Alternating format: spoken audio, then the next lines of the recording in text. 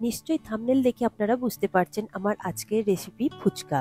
ফুচকা একদম দোকানের মতো পারফেক্ট কুড়মুড়ে বানানোর জন্য থাকছে বেশ কিছু টিপস। খুব সহজে ও কোনো রকম আটা, বেকিং সোডা বা বেকিং পাউডার ছাড়াই একদম পারফেক্ট রাস্তার দোকানের মতো কুড়মুড়ে ফুচকা বানিয়ে নিন। নমস্কার বন্ধুরা, কিচেন টেকনিকে আপনাদের সবাইকে স্বাগত। আমি মধুমিতা। আজ নিয়ে এসেছি দারুণ স্বাদের একটা রেসিপি। চলুন দেখে নেওয়া যাক আজকের রেসিপি। কুড়মুড়ে ফুচকা বানানোর জন্য আমাদের এখানে মোটা সুজিটা লাগবে। বাজারে যে ফাইন সুজিটা পাওয়া যায় সেই সুজিতে একদমই কিন্তু কুড়মুড়ে ফুচকা হবে না। ওটা দিয়ে বানালে কিন্তু খুব তাড়াতাড়ি এটাকে নেতিয়ে যাবে, একদম লুচির মতো হয়ে যাবে।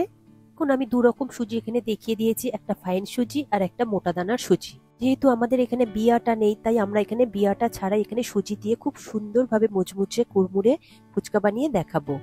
দেখুন, মোটা দানা সুজিটা আমি এখানে হাফ কাপ পরিমাণে নিয়েছি। আমি এখানে মেজারিং কাপের পুরো একদম লেভেল অনুযায়ী নিয়েছি। তবে এর পারফেক্ট মাপগুলো খুবই জরুরি। তবে আপনাদের কাছে যে পাত্র থাকবে সেই পাত্রের লেভেল অনুযায়ী করে নেবেন। দেখুন, হাফ কাপ মেজারিং কাপের একদম লেভেল অনুযায়ী আমি মেপে নিয়েছি। তবে আপনারা কিন্তু মোটা দানা সুজি দিয়েই করবেন, দেখবেন মার্কেটে এটা পাওয়া যায়। মোটা দানা সুজি ছাড়া কিন্তু একদম কুড়মুড়েও হবে না, আর এটাকে স্টোর করেও আপনারা কিন্তু রাখতে পারবেন না।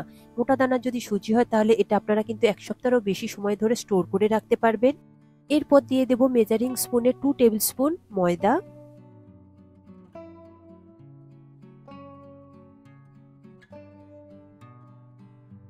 ময়দাটা দিয়ে সুজির সাথে খুব ভালো করে মেখে নেব। তবে আপনারা এখানে কিন্তু নুনের একদমই ব্যবহার করবেন না, যেহেতু ফুচকাতে একদমই নুন থাকে না। আর যদি নুন ব্যবহার করেন এটা খুব তাড়াতাড়ি নেতিয়ে যাবে আর এটা কুড়মুড়ে একদমই থাকবে না।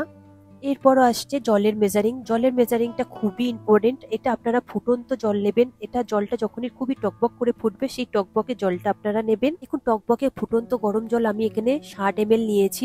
আর মেজারিং কাপে এখানে 1/4 কাপ পরিমাণে রয়েছে। তবে তবে এই 60 ml এর 1/2 ml আপনাদের কম হলেও চলবে, কিন্তু বেশি হলে একদমই চলবে না। ডোটা যদি একটু নরম হয়ে যায় ফুচকা কিন্তু একদমই হবে না। তারপরে দেখুন, এই ফুটন্ত গরম জলটা আমি 60 ml জলটা আমি একসঙ্গে দেব না, অল্প অল্প করে দিয়ে আমি খুব ভালো করে সুজি আর ময়দার সাথে মেখে নেব। এই ডোটা একটু শক্ত করে মাখবেন। রুটি কিংবা পরোটা তৈরি করবার মতো যে ডো তৈরি আমরা করি সেই ডো এর মতো আপনারা মাখবেন না, এটা একটু টাইট হবে। দেখুন, এই ডোটা আপনারা 3 থেকে 4 মিনিট মতো ধরে একটু মেখে নেবেন, দেখবেন খুব সুন্দর একটা স্মুথ ডো তৈরি হয়ে যাবে। তবে আমি এখানে কিন্তু পুরো জলের ব্যবহারটা করিনি, এখানে 1/2 ml মতন বেশি রয়েছে, এটাকে আমি রেখে দিয়েছি।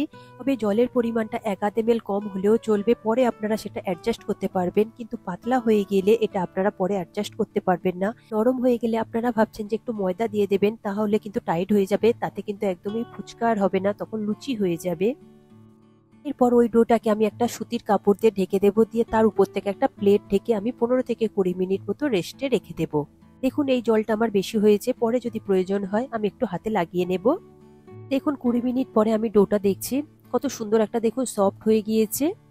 তবে এই সময় যদি আপনাদের টাইট বলে মনে হয় তাহলে হাতে অল্প করে একটু জল লাগিয়ে নেবেন, নিয়ে একটু এইভাবে মেখে নেবেন। তবে আমি একটু সামান্য হাতে জল লাগিয়ে নিয়েছিলাম, তারপরে এইভাবে দেখুন আরো 1 মিনিট মতো আমি মেখে নেব। ডোটাকে আমি আরো একটু স্মুথ করে নিচ্ছি। এখন ডোটা সুন্দরভাবে মাখা হয়ে গিয়েছে, স্মুথ হয়ে গিয়েছে। এরপরে আমি ডোটাকে 3টে ভাগে তৈরি করে নেব। তবে এই ডোগুলো কিন্তু একদমই হাওয়াতে রাখবেন না, এগুলো বাটির মধ্যে রেখে সঙ্গে সঙ্গে ঢেকে দেবেন। তা নাহলে কিন্তু উপর থেকে যদি ড্রাই হয়ে যায়, শুকনো হয়ে যায়, তাহলে কিন্তু ফুচকা একদমই তৈরি হবে না, ফেটে যাবে। এখন একটা ডো দিয়ে আমি ছোট ছোট ফুচকা আকারে লেচি কেটে নেব, আর বাকি দুটো ডো আমি এইভাবে ঢেকে রেখে দিলাম। এখন একটা ছোট ডো থেকে আমি প্রথমে এরকম একটু লম্বা করে নিলাম, তারপর এরকম ছোট ছোট আকারে লেচি কেটে নিলাম। ফুচকার লেচি সবসময় ছোট আকারেরই হয়, এগুলো 4 থেকে 5 গ্রাম মতনই হবে। দেখুন, ছোট ছোট আকারে আমি লেচি কেটে নিচ্ছি। এগুলো ঠিক দেখতে দেখুন মার্বেল, ছোট ছোট যে মার্বেলের বল হয় সেই বলের মতনই সাইজ হবে। দেখুন, একটা লেচি থেকে আমি প্রথমে লেচিগুলো কেটে নিয়েছি ছোট ছোট আকারে।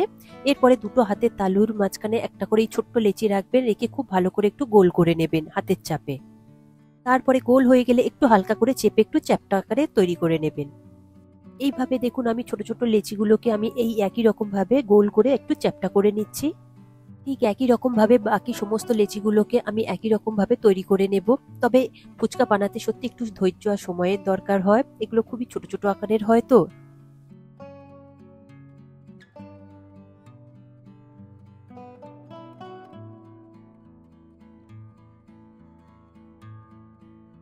দেখুন, আমার সমস্ত লেচি কাটা হয়ে গিয়েছে, এটাকে আমি ঢেকে রেখে দিয়েছিলাম। আপনারা লেচিগুলো কেটে কিন্তু একদমই হাওয়াতে রাখবেন না, তবে কিন্তু খুব তাড়াতাড়ি ড্রাই হয়ে গেলে আর কিন্তু বেলতে পারবেন না। দেখুন আমি ঢেকে রেখেছিলাম, কত সুন্দরভাবে সফট রয়েছে। তবে আপনারা চাইলে এর উপর থেকে অল্প করে একটু ময়দা ছড়িয়ে দিতে পারেন, তাহলে একটা আরেকটার গায়ে লেগে যাবে না। তবে আমার লেচিগুলো খুবই ড্রাই ছিল বলে আমি আর ময়দা ছড়িয়ে দিলাম না। পর একটা করে ছোট লেচি নেবেন আর বাকি লেচিগুলোকে এইভাবে ঢেকে রেখে দেবেন। এখন আমি একটা লেচি নিয়েছি, তারপর বেলুন বাড়ির চাপে হালকা করে আমি একটু গোল করে নিচ্ছি। তবে চারিদিকটা যেন গোল হয়। আপনারা এতে তেল কিংবা ময়দা কোনোটাই ব্যবহার করবেন না, তাহলে কিন্তু একদমই ফুচকা হবে না। তবে ফুচকাগুলো খুব বেশি বড় সাইজ কিংবা খুব বেশি ছোট সাইজের করবেন না, আর খুব বেশি পাতলা কিংবা খুব বেশি মোটাও করবেন না। দেখুন আমি ঠিক এই রকমই পাতলা করেছি, আপনাদের দেখিয়ে দিচ্ছি। লেচিটা কত সুন্দরভাবে চারিদিক দিয়ে সমান হয়েছে আর এইরকমই পাতলা রয়েছে। তবে এর বেশি মোটা কিংবা পাতলা হলে ফুচকাগুলো তখন একটু শক্ত হয়ে যাবে আর খেতে একদমই ভালো লাগবে না। দেখুন একটা ফুচকা আমার বেলা হয়ে গিয়েছে, এটাকে আমি রেখে দেব। দিয়ে আরো একটা ফুচকা একই রকম ভাবে আমি বানিয়ে দেখিয়ে দেব।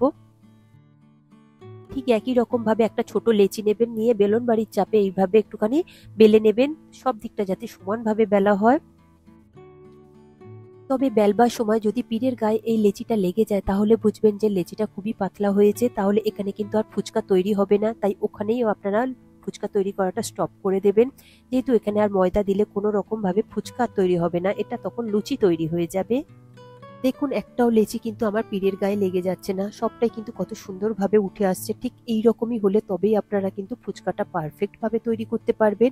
আর যদি পিঠের গায়ে লেগে যায় তাহলে কিন্তু আর ফুচকা তৈরি হবে না।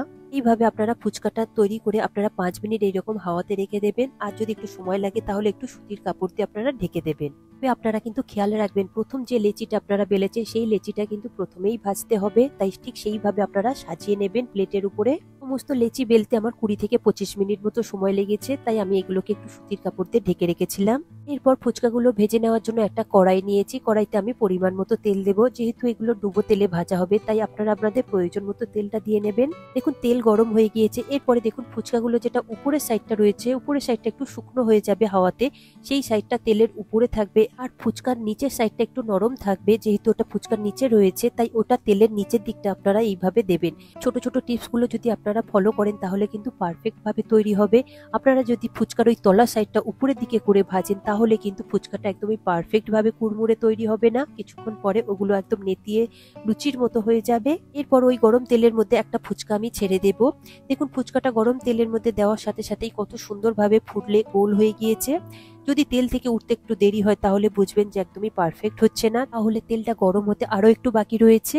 ফুচকাগুলো দেওয়ার সাথে সাথে ঝাঁঝরির সাহায্যে তেলের মধ্যে একটু চেপে রাখবেন কয়েক সেকেন্ডের জন্য, তারপরে দেখবেন কত সুন্দরভাবে ফুলে উঠবে। আর উপর থেকে এইভাবে হাতার সাহায্যে একটু করে তেলটা দিয়ে দেবেন, তাতে দেখবেন চারিদিকটা খুব সুন্দরভাবে গোল হবে আর লাল হয়ে যাবে। একটা ফুচকা ভাজতে 40 থেকে 50 সেকেন্ড মতো সময় লাগবে। দেখুন ভাজা হয়ে গিয়েছে, এবার তেল থেকে তুলে আমি একটা ঝুড়ির মধ্যে এটাকে রেখে দিয়েছি এক্সট্রা তেলটা ঝরে যাওয়ার জন্য। ঠিক একই রকম ভাবে আমি আরো ফুচকাগুলো বানিয়ে দেখিয়ে দেব। তবে আপনারা যদি কন্ট্রোল করতে পারেন তাহলে একসঙ্গে দুটো তিনটেও ভাজতে পারেন। আমি এখানে একটা করেও দেখিয়েছি, আবার 2-3টে একসঙ্গে করেও দেখিয়ে দিয়েছি। দেখুন ঠিক একই রকম স্টেপ বাই স্টেপ আপনারা ফলো করবেন। তবে ফুচকাগুলো এর থেকে বেশি কালার করবেন না, এগুলো ঠান্ডা হয়ে গেলে আরো একটু কালার চলে আসবে আপনা থেকেই।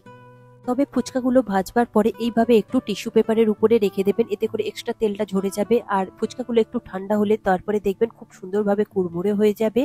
দেখুন কত সুন্দরভাবে পারফেক্ট একদম দোকানের মতো ফুচকা তৈরি হয়েছে। এরপরে দেখবেন আর দোকান থেকে আর কিনে খেতে ইচ্ছে করবে না, খুবই সহজেই আমি ফুচকা বানানো দেখিয়ে দিয়েছি আপনাদের।